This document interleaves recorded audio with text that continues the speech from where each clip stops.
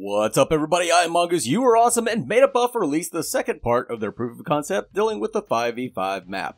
I strongly encourage you to take a look at the original video linked in the description below, as I'm going to be addressing the bits and pieces that I found most interesting.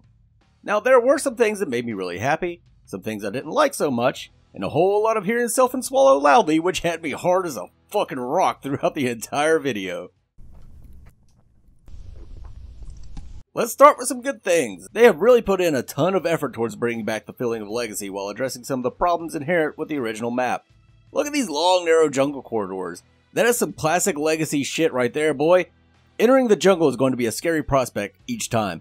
You may want to rotate as the Fae to help out the offlaner, however, the entire time you're going to be thinking, what if Grux is in there? The fuck am I going to do? Ain't nobody wants to meet Grux in a dark alley with no way to escape from smash and grab. Invading the jungle is going to be super risky. The map is big, these corridors are cramped. Once you commit to a jungle invade, there is no backing out. The design of the Orb Prime and Raptor pits is amazingly well done. There's plenty of room for a team fight, multiple avenues of approach, and most importantly, you can keep the Prime's gorilla ass in the middle of the pit to prevent a cheeky Countess from stealing it through the wall. The towers will have additive damage, which I'm happy about. The longer you attempt to tower dive, the more dangerous it'll be. I know a lot of people don't care for the turret design for the tower, however, it's okay, I guess. I do like that there is a barrel to provide a visual indicator of where the next shot is going to go. In the end, I really don't care what they go with, though. I mean, fuck it. I also really like the steps leading up to the drop down into the tower. That's very reminiscent of the ramp leading to the mid lane in Legacy. Huge vertical pathways are going to keep your head on a swivel the entire match, having to check every possible avenue of approach prior to initiating any engagement. Looks like they're going with Amber Collectors, which I've always thought was a pretty cool concept. They have the Wardens, which I assume are going to function a bit like the Monolith River buffs, spawning to provide random buffs in mid lane. That was one of the best features that Monolith brought us, and I'm happy to see that they've kept it in core.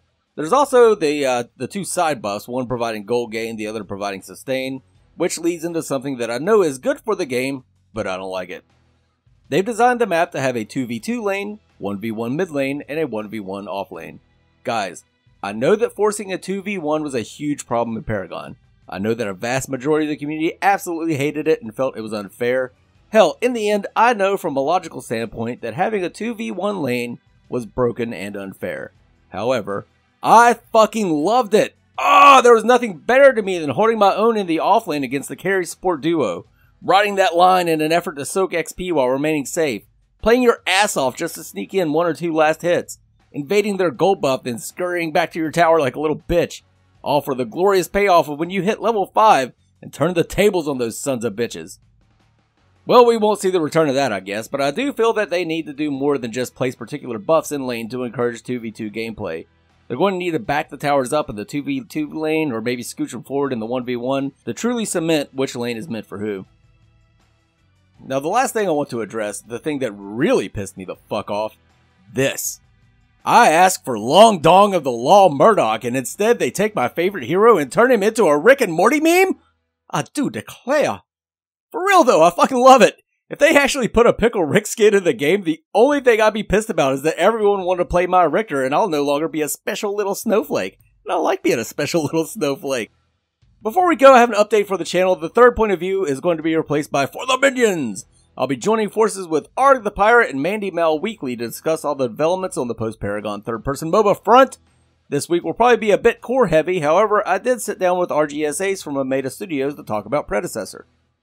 That's all for now. Happy Thanksgiving to everyone that celebrates it. For those who don't, take a moment to step back and be thankful that you don't live in fucking America right now. I'm out of here. Mangoose!